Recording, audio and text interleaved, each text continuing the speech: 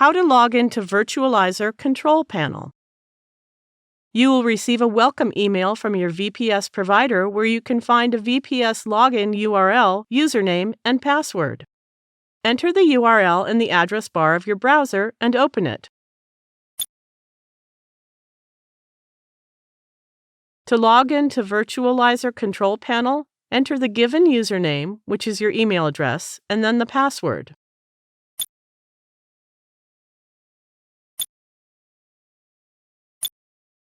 We can now manage VPS from this VPS management area. We will check the VPS status, etc., also in another video. Thank you for watching.